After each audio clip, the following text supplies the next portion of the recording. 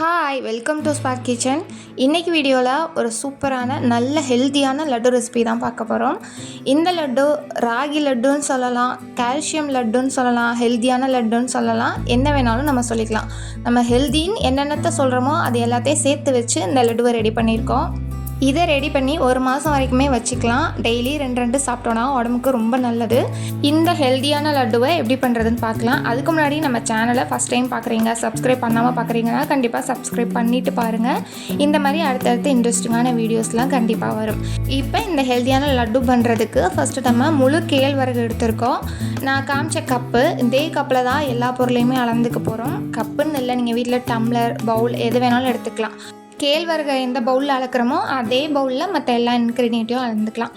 கேழ்வரகை நல்லா மீடியம் ஃப்ளேமில் வச்சு நல்லா செவக்க வறுத்து அதை தனியாக ஒரு பிளேட்டுக்கு மாற்றிடலாம். அதே கப்பில் 1 கப் கருப்பு எள்ளு எடுத்திருக்கேன்.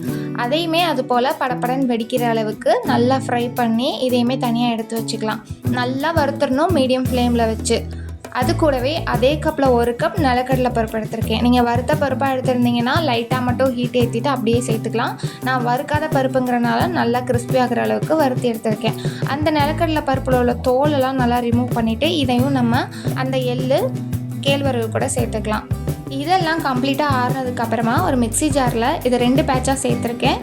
அது கூட ஃப்ளேவருக்காண்டி 2 ஏலக்காய் சேர்த்து நல்லா பவுடராக அரைச்சி எடுத்துக்கலாம்.